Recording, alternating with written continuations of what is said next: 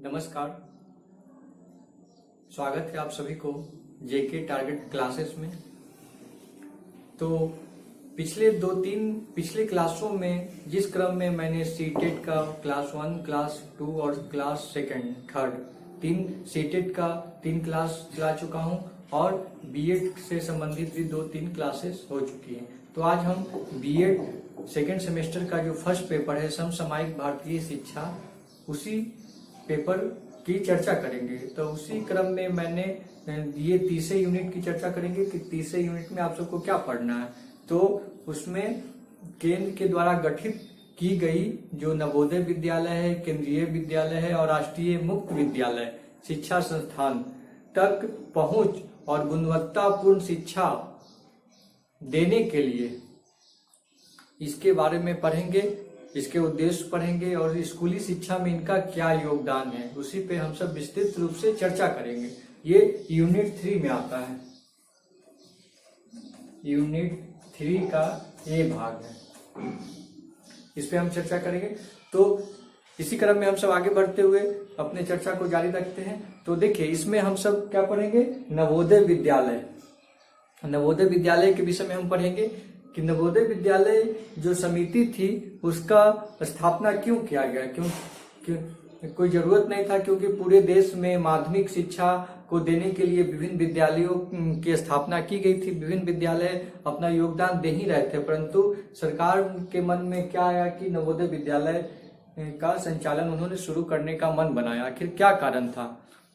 तो किसी भी टॉपिक को पढ़ने से पहले हमसे उस पर विचार करेंगे आखिर क्यों इसकी स्थापना हुई, आखिर नए विद्यालय के नाम से इसका गठन क्यों किया गया। ऐसे विद्यालय तो बहुत सारे थे हमारे पंचायतों में, घर के आसपास बहुत से माध्यमिक और उच्च माध्यमिक विद्यालय हैं, प्राथमिक विद्यालय हैं। और जैसा कि माध्यमिक नवोदय विद्यालय माध्यमिक स्तर की शिक्षा दी जाती है, तो माध्यमिक स्तर की शिक्षा तो ऐसे भी दी जाती थी। रमसा के द्वारा उसमें सुधार लाने का प्रयास किया गया और माध्यमिक शिक्षा आयोग का गठन करके उस पर अध्ययन किया गया, उसके समस्याओं का गहन अध्ययन करके उसके समाधान की ओर आगे बढ़ा गया। परंतु क्या कारण था कि नवोदय विद्यालय की स्थापना हुई, तो हम इसके परिचय पर चलते हैं और उस पर विस्तार से चर्चा करेंगे।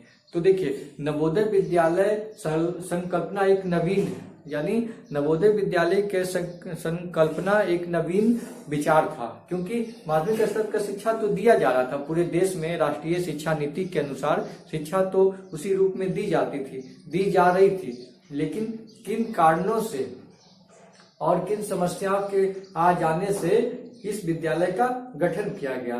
तो देखिए, नवोदय विद्यालय प्राथमिक स्तर तक के शिक्षा देने वाले पूर्ण आवासीय शिक्षा व्यवस्था थी। क्या थी, इसके परिचय में हम सबसे पहले जानेंगे कि जो नवोदय विद्यालय थी वो क्या थी, माध्यमिक स्तर के शिक्षा देने वाली संस्था थी। ये माध्यमिक स्तर के शिक्षा प्रदान करने वाली संस्था थी, यानी सेकेंडरी लेवल एजुकेशन के लिए इस संस्था का निर्माण किया गया था। और यह पूर्ण आवासीय संस्था थी। आवासीय का तात्पर्य क्या है कि वहां पढ़ने के साथ साथ वहां रहने की व्यवस्था होगी, हॉस्टल की सुविधा दी जाएगी छात्रों को, जिससे छात्र स्टूडेंट जो वहां मतलब रेसिडेंशियल एजुकेशन इसको बोल सकते हैं, यानी मतलब वहां रहकर शिक्षा प्राप्त करना। और यह को एजुकेशन था, शिक्षा विद्यालय, यानी छात्र एवं छात्राओं को संयुक्त रूप से शिक्षा देने के उद्देश्य से इस विद्यालय का गठन किया गया था। तो देखिए, राष्ट्रीय शिक्षा नीति 1986 के निर्माण के समय उस समय के प्रधानमंत्री स्वर्गीय श्री राजीव गांधी जी ने इसकी स्थापना करने का सुझाव पूरे देश में दिया था। क्यों दिया था? उनका मानना था कि जिस रूप में प्राइवेट कॉन्वेंट और पब्लिक स्कूल का गठन किया गया था, इंग्लिश मीडियम स्कूलों का, जिसमें उच्च स्तरीय शिक्षा दी जाती थी माध्यमिक स्तर में, तो जो पब्लिक स्कूल थे वहां प्राइवेट जो पब्लिक स्कूल थे उस समय जो पिछड़े ग्रामीण क्षेत्रों के जो छात्र थे वो उसमें नामांकन करने में सक्षम नहीं थे, क्योंकि पब्लिक स्कूलों में नामांकन करने में अत्यधिक फीस वसूली जाती थी और देश की आर्थिक स्थिति उतनी अच्छी नहीं थी कि प्रत्येक लोग उस विद्यालय में नामांकन करवा सके। इंग्लिश मीडियम के जो पब्लिक स्कूल प्राइवेट संचालित की जा रही थी उसमें बच्चों को अधिक फीस ली जाती थी, नामांकन में बहुत ज्यादा पैसे वसूले जाते थे, तो सभी बच्चे उसमें सक्षम नहीं थे नामांकन कराने से। इसी दृष्टि से उनके मन में एक विचार आया, किनके, स्वर्गीय श्री राजीव गांधी के मन में विचार आया कि क्यों नहीं सरकारी पब्लिक स्कूल की स्थापना की जाए। उन्होंने इसको क्या कहा, इन्हें सरकारी पब्लिक स्कूल की संज्ञा से परिभाषित किया। किसे? नवोदय विद्यालय को। और नवोदय विद्यालय का उद्देश्य ये था कि माध्यमिक स्तर का शिक्षा आवासीय पूर्णतः आवासीय रूप में प्रदान किया जाए और सशिक्षा हो, यानी को एजुकेशन हो, रेसिडेंशियल एजुकेशन हो और सेकेंडरी एजुकेशन दिया जाए माध्यमिक स्तर के शिक्षा में।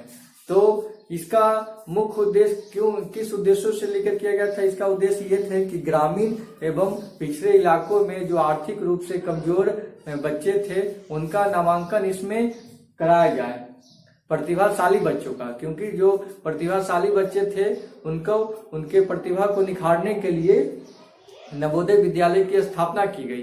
क्योंकि जो आर्थिक रूप से कमजोर होते थे बच्चे वो सामान्य माध्यमिक विद्यालय में पढ़ रहे थे, लेकिन उनका सामाजिक, बौद्धिक और मानसिक विकास उस रूप में नहीं हो पा रहा था जैसा होना चाहिए था। इसी उद्देश्य से इनका स्थापना किया गया। और वर्तमान में अगर इसकी चर्चा किया जाए तो पूरे देश में 565 नवोदय विद्यालय है। वर्तमान में कितने हैं? 565 विद्यालय। वर्तमान में पूरे देश में 565 नवोदय विद्यालय हैं। तो देखिए, नवोदय विद्यालय की स्थापना का मुख्य उद्देश्य यही था कि जो आर्थिक एवं पिछले वर्ग हैं, जो खासकर ग्रामीण क्षेत्रों में जो आर्थिक एवं पिछड़े वर्ग हैं उनको मुख्य धारा में लाना, उनके प्रतिभा को आगे बढ़ाना। क्योंकि ग्रामीण क्षेत्रों में ऐसे भी लोग होते हैं जो बहुत प्रतिभाशाली होते हैं, लेकिन उन्हें एक अच्छा मार्गदर्शन नहीं मिल पाता। इसी उद्देश्य की पूर्ति के लिए नवोदय विद्यालय की स्थापना की गई और इसमें ये शिक्षा पूर्णतः भारत सरकार मानव संसाधन विकास मंत्रालय के द्वारा इसके अधीन ये संचालित होता है और इसमें जो निःशुल्क शिक्षा दी जाती है और ये आवासीय विद्यालय के रूप में कार्य करता है। बच्चों को शिक्षा देने के साथ साथ वहाँ रहने की व्यवस्था, खाने पीने की व्यवस्था, सभी व्यवस्था विद्यालय में ही की जाती है। तो ये परिचय हो गया। तो हम सब ये देखेंगे कि इसमें आर्थिक दृष्टि से कमजोर किंतु प्रतिभाशाली बच्चों के विकास के लिए स्थापित की गई थी। क्यों स्थापित की गई थी अगर पूछा जाए तो नवोदय विद्यालय की स्थापना क्यों की गई थी, जबकि पूरे देश में माध्यमिक स्तर के विद्यालय का संचालन तो हो ही रहा था, सभी बच्चों को शिक्षा मिल ही रहा था। तो ऐसा क्या कारण था कि नवोदय विद्यालय की स्थापना की गई? तो हम क्या लिखेंगे कि आर्थिक दृष्टि से कमजोर, यानी जो आर्थिक दृष्टि से कमजोर थे और वो सक्षम नहीं थे कि प्राइवेट पब्लिक स्कूल में एडमिशन करा सके, उनके शिक्षण ग्रहण करने के लिए ये नवोदय विद्यालय की स्थापना की गई। किस दृष्टि से? आर्थिक दृष्टि से जो कमजोर बच्चे थे परंतु प्रतिभाशाली बच्चे थे, यानी बहुत से बच्चे ऐसे होते हैं जो आर्थिक दृष्टि से कमजोर होता है उसका परिवार, लेकिन वो प्रतिभाशाली होते हैं। तो इसके विकास के लिए स्थापित किया गया था। और देखिए, इसमें को एजुकेशन की बात कही गई थी, यानी सशिक्षा, यानी छात्र एवं छात्राओं को साथ में शिक्षा दी जाती थी इसमें। तो इसके लिए विद्यालय में प्रवेश पाने वालों में 33% बालिकाओं का प्रवेश सुनिश्चित किया गया। 1/3 यानी 33% बालिकाओं का नामांकन सुनिश्चित किया गया। यानी इसमें जो 33% जो सीट होती है वो बालिकाओं के लिए आरक्षित है, यानी 100 में 33% बालिकाओं के लिए अनिवार्य रूप से नामांकन की व्यवस्था की गई।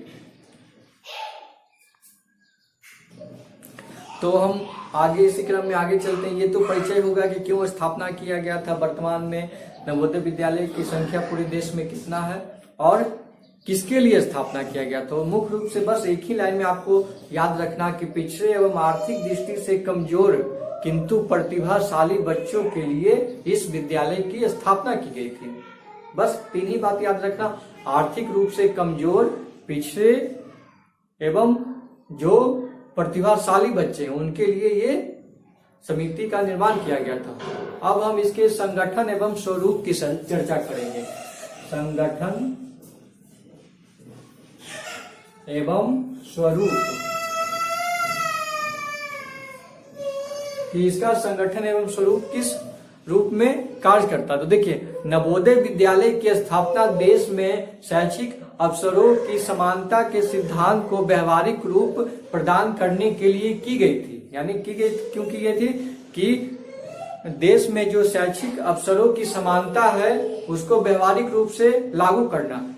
क्योंकि देखिए, जो उच्च वर्ग थे, जो समृद्ध वर्ग थे, वो अपने बच्चों को पब्लिक एवं कॉन्वेंट स्कूल में भेजकर अच्छी से अच्छी शिक्षा प्राप्त कर रहे थे, परंतु जो आर्थिक एवं पिछड़े क्षेत्रों में जो प्रतिभाशाली बच्चे थे उनको उस रूप में शिक्षा नहीं मिल पाती थी। तो यहाँ उनके साथ अन्याय हो रहा था। तो उन्हें आर्थिक जो शिक्षा के समानताओं का अवसर है उन्हें पर्याप्त रूप से उपलब्ध नहीं हो पा रहा था। इसी दृष्टि से उन्हें इसे व्यवहारिक रूप बनाने के लिए इस विद्यालय की स्थापना की गई। किस लिए? शैक्षिक अवसरों की समानता का अवसर उपलब्ध कराने के लिए, यानी सभी को शिक्षा प्राप्त करने का समान अवसर प्राप्त हो। तो इसकी शुरुआत की घोषणा कब की गई? राष्ट्रीय शिक्षा नीति 1986 में इसकी शुरुआत की घोषणा की गई। कब की गई? राष्ट्रीय शिक्षा नीति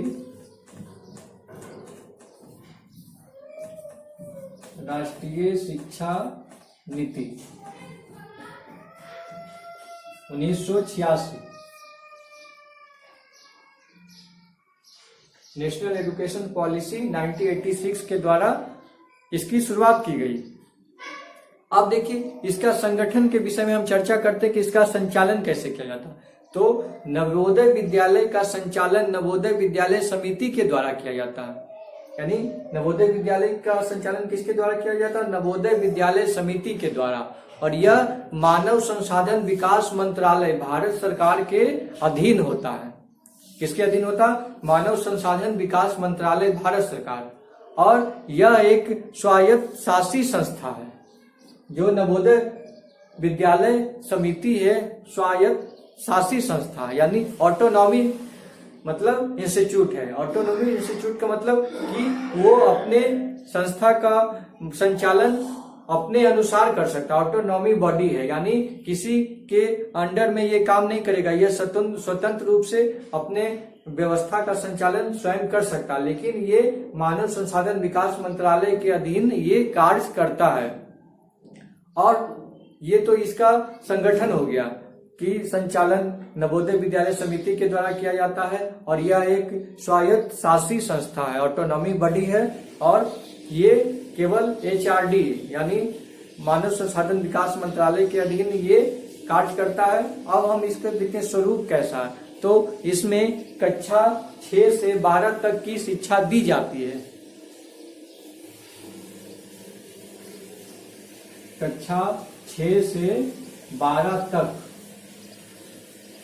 नवोदय विद्यालय में कक्षा 6 से 12वीं तक की शिक्षा दी जाती है। तो देखिए, अब हम इसके समग्र रूप में देखते हैं कि नवोदय विद्यालय की स्थापना की गई थी। तो देखिए, नवोदय विद्यालय की स्थापना का मुख्य स्रोत, मुख्य उद्देश्य बस यही था कि पूरे देश में शैक्षिक अवसरों की समानता के सिद्धांत को व्यवहारिक रूप में प्रदान करना। क्योंकि देखिए, हमारे संविधान में तो शिक्षा ग्रहण करने के लिए समानता का अधिकार सभी को मिला हुआ है, परंतु क्या वो समानता का अधिकार सभी लोग को प्राप्त हो पाता है? खासकर जो आर्थिक और पिछड़े क्षेत्रों में रहने वाले प्रतिभाशाली बालक हैं, वो क्या उन्हें वो अवसर प्राप्त हो पाता? आगे बढ़ने के लिए समान अवसर उनके पास उपलब्ध होता है? इन्हीं अवसरों को उन्हें प्राप्त कराने के लिए इस विद्यालय की स्थापना की गई है। ये विद्यालय की स्थापना राष्ट्रीय शिक्षा नीति 1986 के द्वारा की गई है, आर्थिक दृष्टि से कमजोर एवं प्रतिभाशाली बच्चों के लिए, कि वो मुख्य धारा में आ सके। तो आगे अगले टॉपिक में हम चर्चा करेंगे कि नवोदय विद्यालय के उद्देश्य, किस एम से इसका शुरुआत किया गया था। यानी एक एम, हर संस्था का एक अपना एक निश्चित उद्देश्य होता है, उन्हीं उद्देश्यों की पूर्ति को लेकर इसकी स्थापना की जाती है। तो हम इसके एम्स के बारे में चर्चा करेंगे, क्या गोल था, क्या उद्देश्य था, किस लक्ष्य को प्राप्त करने के लिए इसकी स्थापना की गई थी। तो सबसे पहला लक्ष्य के बारे में, मतलब उद्देश्यों के बारे में चर्चा करेंगे। पहला, शैक्षिक अवसरों की समानता के लिए, शैक्षिक अवसरों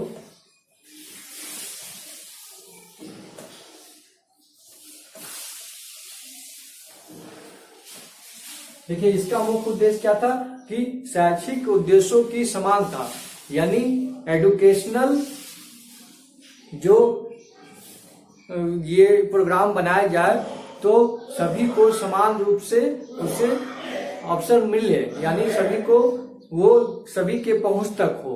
यानी उस समय देखा गया कि जो आर्थिक रूप से कमजोर परिवार के बच्चे थे वो प्राइवेट स्कूल, जो कॉन्वेंट स्कूल है जहां अंग्रेजी शिक्षा दी जाती थी, वहां बच्चे नहीं पहुंच पाते थे। इसका मुख्य कारण था कि आर्थिक रूप से कमजोर होना। जो कॉन्वेंट स्कूल थी उसके फीस बहुत थे, नामांकन की प्रक्रिया बहुत जटिल थी, तो ग्रामीण एवं पिछड़े इलाकों के जो प्रतिभाशाली बच्चे थे वो वहां नहीं पहुंच पाते थे, तो उन्हें शैक्षिक अवसरों की समानता का अवसर नहीं मिलता था। उनमें प्रतिभा होते हुए भी वो उस स्थान तक नहीं पहुंच पाते थे, तो उनके साथ बहुत ही नाइंसाफी हो रही थी। तो इन्हीं उद्देश्यों के लिए नवोदय विद्यालय की स्थापना की गई कि जो पिछड़े क्षेत्र के प्रतिभाशाली बच्चे हैं वो समाज के मुख्य धारा में आ सके, उन्हें भी शिक्षा प्राप्त करने का समान अवसर प्राप्त हो सके। यानी जो अच्छी शिक्षा प्राप्त करने के लिए उन्हें भी वो अवसर मिल सके जो शहर के कॉन्वेंट एवं प्राइवेट स्कूल के बच्चों को मिल रही थी। ये हो गया। अब दूसरा उद्देश्य क्या था कि माध्यमिक विद्यालयों को आदर्श प्रस्तुत करना।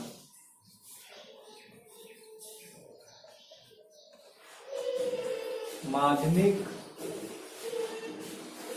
विद्यालयों को आदर्श प्रस्तुत,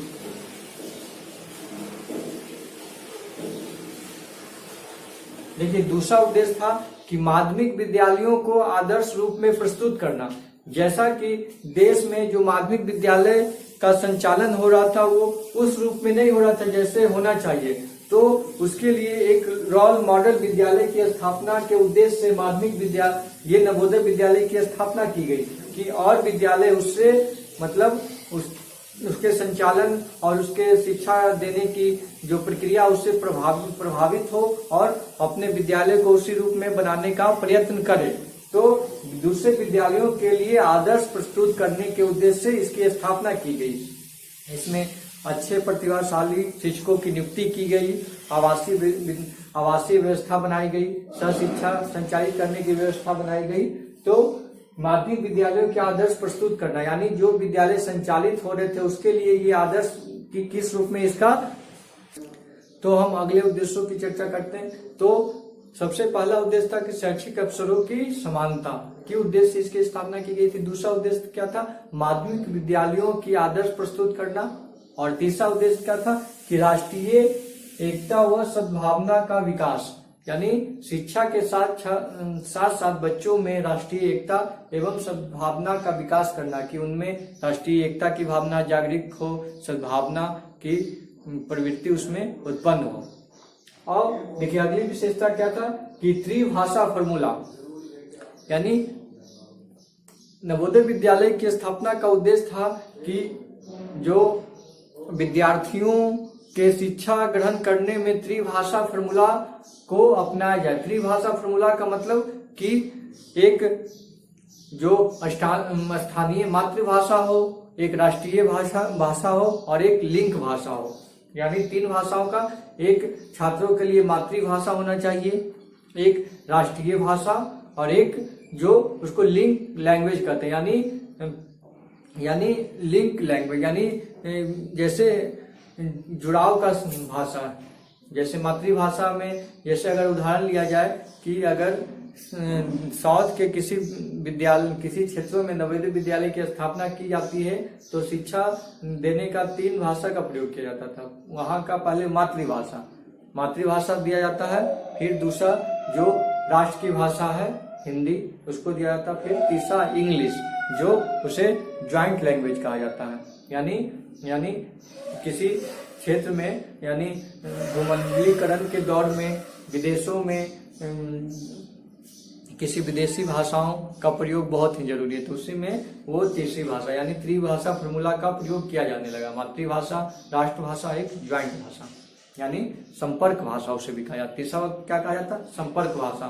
पहला में मातृभाषा हो गया, दूसरा राष्ट्रभाषा हो गया और तीसरा संपर्क भाषा, यानी 3 भाषाओं में शिक्षा दी जाती थी। और फिर अगला उद्देश्य क्या था कि शिक्षा के नवाचार को प्रोत्साहन देना, यानी शिक्षा में नवाचार यानी encouragement to innovation in education, यानी शिक्षण विधि में नए प्रयोग के द्वारा को प्रोत्साहन करना, यानी शिक्षा देने की प्रक्रिया में नवाचार का प्रयोग करना, जैसे कंप्यूटर शिक्षा देना और शिक्षण विधियों में नए प्रयोग करना, जिससे बालकों का सर्वांगीण विकास हो। यानी ऐसी इस विधि से शिक्षा देना कि दूसरे विद्यालयों के लिए आदर्श प्रस्तुत हो सके, यानी जो शिक्षा के क्षेत्र में नए प्रयोग हो रहे हैं उनकी स्थापना करना। फिर अगला क्या है कि संस्कृति व वैज्ञानिक समन्वय, यानी ऐसा शिक्षा देना चाहिए जो हमारे प्राचीन जो संस्कृति है उसको भी लेके चले और जो वैज्ञानिकता है यानी वैज्ञानिक पद्धति है उसके बीच में समन्वय स्थापित हो सके, यानी इंटीग्रेशन, यानी संस्कृति और वैज्ञानिकता के बीच संबंध स्थापित हो सके। यानी शिक्षा ऐसा ना हो कि हम अपने संस्कृति को भूल जाएं और ऐसा ना हो कि ऐसा शिक्षा हो कि संस्कृति को भूलकर हम वैज्ञानिक शिक्षाओं पर जोर दें, और ऐसा भी नहीं होना चाहिए कि वैज्ञानिक शिक्षा को छोड़ के केवल अपने संस्कृति के बारे में पढ़ें और नवीन जो देश में खोज हो रहे हैं, वैज्ञानिक प्रयोग हो रहे हैं उनको ना पढ़ें। यानी दोनों के बीच में समन्वय स्थापित होना चाहिए, संस्कृति शिक्षा में और वैज्ञानिक शिक्षा के बीच में समन्वय स्थापित होना चाहिए। उसके बाद अगली जो उद्देश्य था कि राष्ट्र की प्रतिभाओं को खोजना, यानी जो आर्थिक एवं पिछड़े क्षेत्रों में जो प्रतिभाशाली है, तो अगला उद्देश्य क्या था कि राष्ट्र की प्रतिभाओं का खोज करना, राष्ट्र की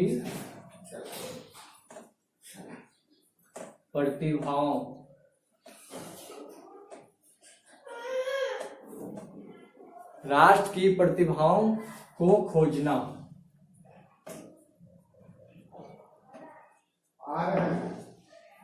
देखिए, और अगला ये उद्देश्य था कि जो राष्ट्र में प्रतिभाओं को ही खोजना, क्योंकि देखिए जो प्रतिभा होती है जरूरी नहीं कि केवल शहरी और उन्नत क्षेत्रों में हो, जो प्रतिभा ग्रामीण एवं पिछड़े क्षेत्रों में भी हो सकती है। प्रतिभाशाली बालक ग्रामीण क्षेत्र में पाए जाते हैं, आर्थिक रूप से कमजोर होते हैं उनमें भी होती है। तो इसका उद्देश्य था कि राष्ट्र में जो प्रतिभा छुपी हुई है, जो पिछड़े क्षेत्रों में जहां तक उन्हें शिक्षा नहीं पहुंच पा रही है, उनके प्रतिभा का निखरने का अवसर प्रदान नहीं हो पा रहा, तो उस अवसर को उसे प्रदान करना कि कैसे उसे मिल सके। तो प्रतिभा को खोजना भी इसका मुख्य उद्देश्य था। यानी इन उपरोक्त उद्देश्यों को प्राप्त करने के लिए नवोदय विद्यालय संस्थान समिति की स्थापना की गई थी। तो ये उद्देश्य हो गया, और हम सब क्या पढ़ चुके, इसके परिचय पढ़ चुके और उद्देश्य। अब हम चलते हैं इसका कार्य पद्धति, यानी इसका जो फंक्शन क्या है, कैसे ये कार्य करता है, किस पद्धति के द्वारा इसको संचालित किया जाता है।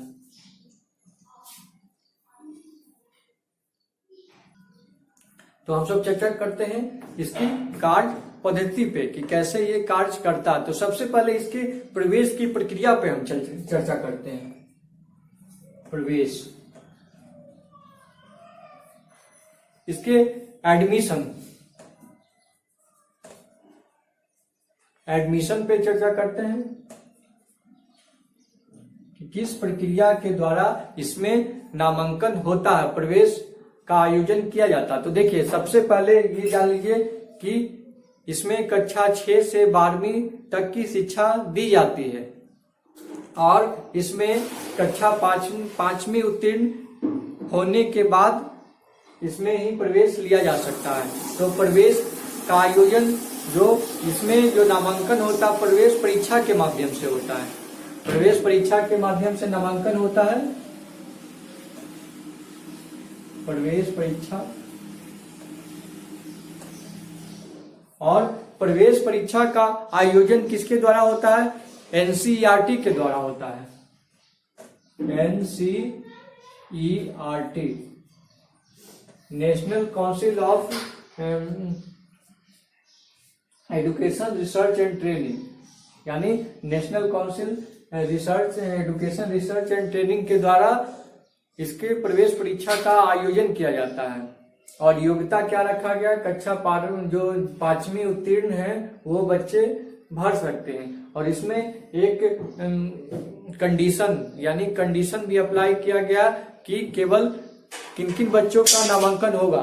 तो कंडीशन में ग्रामीण 75% ग्रामीण बच्चे होने चाहिए, ग्रामीण क्षेत्र के, और 25% शहरी क्षेत्र के।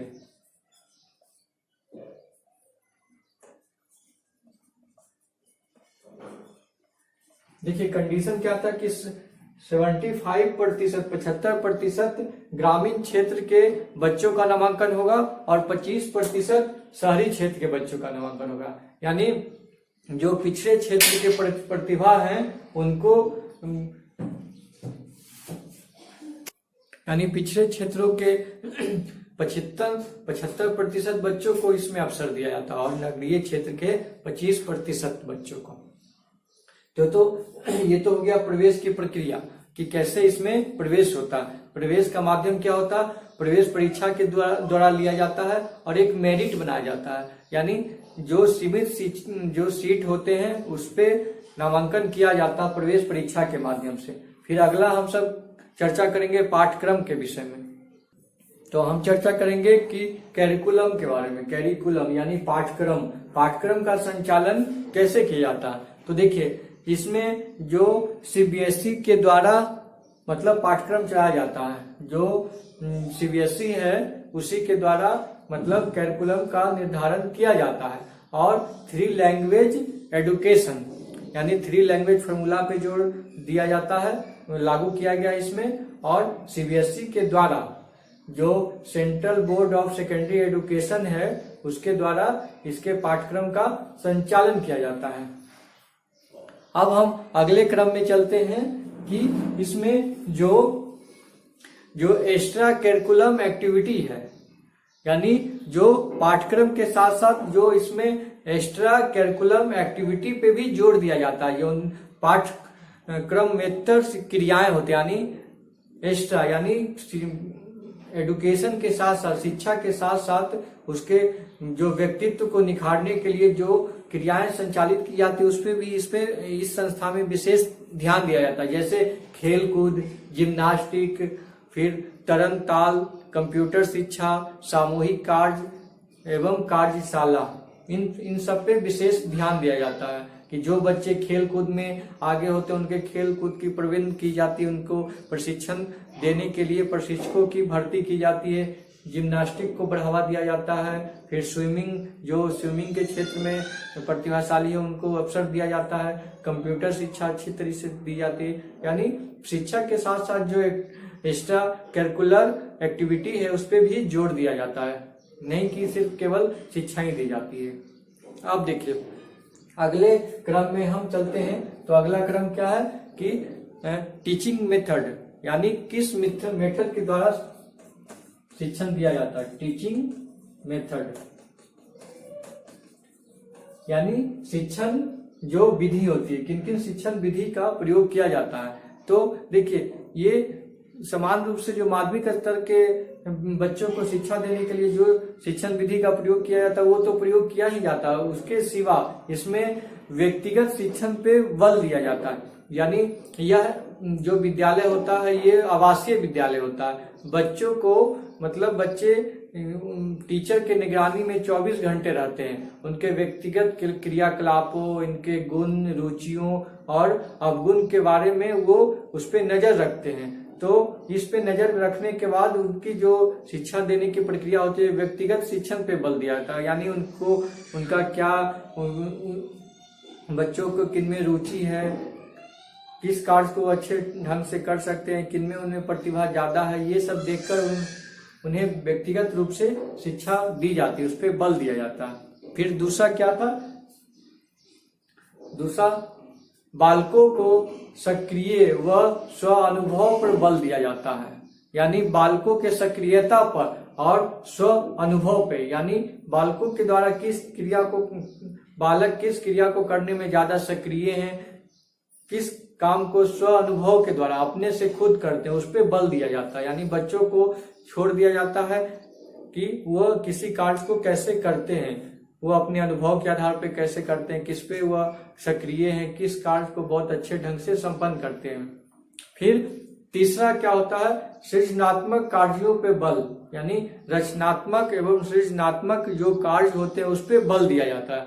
यानी जो टीचिंग मेथड में इस रूप में प्रयोग किया जाता है कि बच्चों के बीच में कुछ ऐसे कार्य दिए जाते हैं जिसमें देखा जाता है कि कौन सा बच्चा उस कार्य को कितने रचनात्मक रूप से वो कर पाता है, उनमें सृजनात्मक की क्षमता कितनी विकसित हुई है, किसी कार्य को कितने नए रूप में वो करते हैं। ये टीचिंग मेथड है, यानी जो अलग अलग विधि के द्वारा यहाँ शिक्षा दी जाती है। सांस्कृतिक कार्यक्रम पे जोर दिया जाता है, खेल कूद पे जोर दिया जाता है, ये सब नवोदय विद्यालय की विशेषता है। और जो अगली जो कार्य पद्धति है यहाँ भोजन एवं आवासीय व्यवस्था, यानी शिक्षा के साथ साथ बच्चों को रहने के लिए आवासीय व्यवस्था वहाँ की जाती है। आवासीय विद्यालय के साथ साथ भोजन की विशेष व्यवस्था की जाती है। यानी बच्चों को पोषण युक्त भोजन दिया जाता है जिससे उनका संपूर्ण शारीरिक विकास हो और माध्यमिक और बौद्धिक विकास हो, जिससे बच्चों में प्रतिभाशाली रूप से वह विकास कर सकें। तो ये नवोदय विद्यालय की कार्य पद्धति है। अब हम अगले क्रम में चलते हैं कि नवोदय विद्यालय संगठन का जो संचालन किस रूप में किया जाता। तो जैसा कि आप सबके बुक में ये पूरे टॉपिक को विस्तृत रूप से दिया गया, तो हम इस टॉपिक में केवल मुख्य बातें थी उनके विषय में हम सब चर्चा किए। तो आप अगले अपने इस टॉपिक को बुक के द्वारा विस्तृत रूप से अध्ययन कर लेंगे। ये आपके बीएड सेमेस्टर एग्जाम के दृष्टि से बहुत ही महत्वपूर्ण टॉपिक है। इसमें इस रूप में क्वेश्चन पूछा जा सकता है कि शिक्षा की समानता शैक्षिक अवसरों की समानता उपलब्ध कराने की दृष्टि से नवोदय विद्यालय की क्या भूमिका है। यानी सभी को समान शिक्षा ग्रहण करने की दृष्टि से नवोदय विद्यालय की क्या इसमें योगदान है, इस रूप में क्वेश्चन पूछा जा सकता है। तो ये आज हम इस क्लास में बस यही इस क्लास का समापन करते हैं। और जैसा कि देखिए आज के क्लास में हम सब नवोदय विद्यालय का परिचय पढ़े, नवोदय विद्यालय की स्थापना किन उद्देश्यों से किया गया था और नवोदय विद्यालय के संचालन एवं संगठन कैसे किया जाता था और नवोदय विद्यालय की कार्य पद्धति कैसी है, यानी किस रूप में इसका संचालन किया जाता है। तो ये हो गया। बस एक लाइन में याद रखना कि नवोदय विद्यालय जो आर्थिक रूप से पिछड़े, आर्थिक एवं सामाजिक रूप से पिछड़े एवं प्रतिभाशाली बच्चों के लिए है और इसमें शैक्षिक अवसरों की समानता को प्रदान करने के लिए इसकी स्थापना की गई है। ठीक है, बस एक लाइन में इसे याद रखना और ये क्वेश्चन आ सकता है आप सबके एग्जाम में। तो धन्यवाद, आज मैं अपने क्लास को यहीं खत्म करता हूँ। फिर कल अगले क्लास में हम सब पढ़ेंगे केंद्रीय विद्यालय संगठन।